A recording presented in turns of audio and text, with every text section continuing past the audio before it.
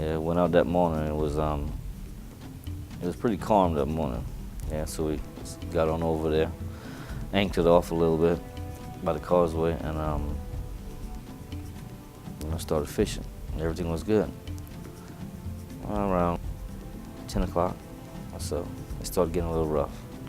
And then we pulled up the anchor and then we left so we can go home, but the waves kept on getting bigger and one wave went inside the boat. While I was in front, putting life jackets on these two, we looked back and I guess the wave just came over the motor and just kind of floated it out. And then it just started sinking down, When the boat sunk, I was like scared, a little scared. Thought I was gonna die. Peter Yearwood and his family members were stranded in rough seas in the middle of Lake Pontchartrain.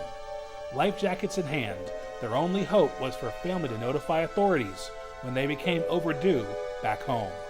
The only information they really had was a report from the family that the boat had left one location en route to another. And typically when that happens, for us, it's kind of like finding a needle in a haystack.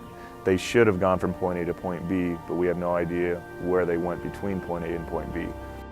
Complicating the matters further for both the searchers and the boaters in the water, winds were blowing at 30 to 35 knots, and temperatures were in the 50s. The water wasn't too cold, but the wind above the water was. That's what was really cold,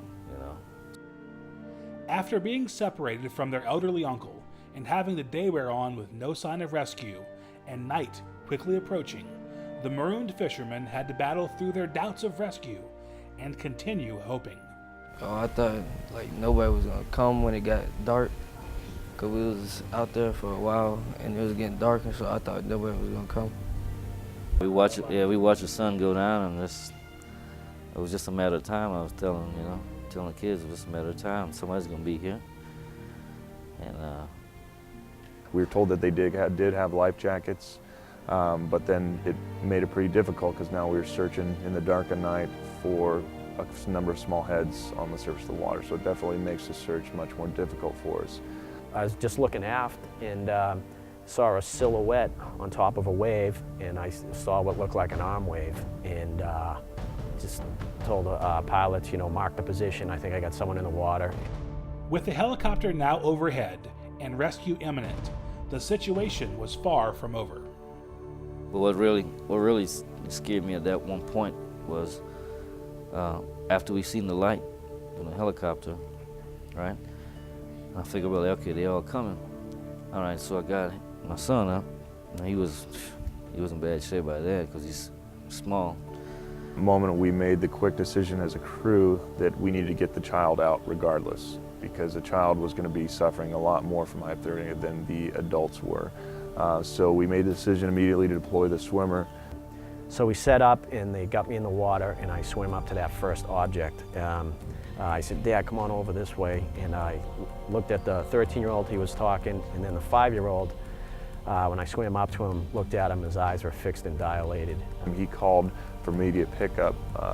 He had found that your child was unresponsive. It was kind of hard, one of the things that went through my mind is I have a small boy too, and it just, his little face there was like, oh man, no way, this kid. Got no response, so I went ahead and started rescue breathing on him. And I was able to get him up in my arm and kind of shielding the dad a little bit from this side to seeing what I'm doing. Started giving him rescue breathing, got my hand inside his vest and started giving him some compressions just to get everything going. Once I brought him in the cabin, I had to drag his body out of the basket, which was pretty intense because he's unresponsive. Once the youngest survivor was on board, the helicopter proceeded to dump enough fuel to allow wait for the other survivors and the rescue swimmer to be brought back on board. We told everybody where we found the survivors at, and everybody was St. Tammany Parish had some boats out there. We had a boat out there, so everybody's rushing from where they were at, searching into the scene to see if they can help out. Tammany pulled up. They were coming in really fast, so I put my strobe on so they could see me, and because it was, I'm sure we were dropping down in between the swells, and you know, going in and out. I didn't want them to hit us. They were coming in pretty fast. And so they pulled right up, and they said, what do you need me to do? And so I said, well, take this boy here, and I'll take the dad with me, because the dad needed to get to the hospital. He was severely hypothermic as well. With the rescue swimmer and father back on board, the battle to save the young boy's life continued. I jumped in the back there, pulled the boy closer. Kevin had got a blanket on him, got him out of his wet clothes, and started reassessing him, you know. And it was, I found a very, very weak pulse, maybe 5 a minute, if that. It was weak, so I started CPR at that point, again on the child. I tried to keep a cool head, but I was worried about it, you know, but it was still kind of scary, yeah. It was kind of like, you know, tugging on your heart, you know, because here's this guy's dad, you know, the little boy's dad, and here's his son lifeless on the deck, and, you know, we're working on him, so.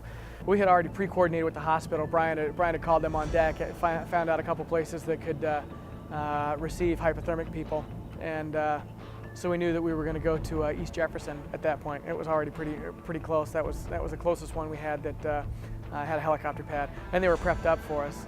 So we opened the door. The nurse was there, and security, and I think a couple of ER techs.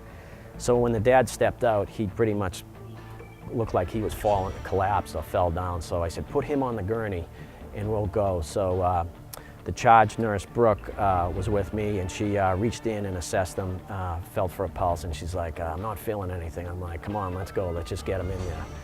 And she said, so I just followed her, and we ran him down into the ER, where there was probably a 10 or 15 person team waiting for the child. After less than a week in the hospital, Peter Jr. was released from East Jefferson Hospital with little where to show for his ordeal. The elder uncle, who was not with the 3 initial survivors, was found the next day alive and well after more than 21 hours in the water. There's very few cases that stick in my mind. This will be one of them, because this is one where the decisions that you made on scene over a matter of seconds, I think, were critical in life and death. It makes all the training and all the long hours and all the everything we do worthwhile. I mean, from the beginning until the closure, that's why we do what we do, is for a case like this, where we're able to go out, be effective, find them, recover them, you know, bring someone back, and not just one person. I mean, this is a whole family that was lost out there, so it makes it worthwhile. Please welcome tonight's awardees from Air Station New Orleans. AET-2, Kevin Garcia. AST-1, Brian Lobenstein. Lieutenant JG, Daniel Miller.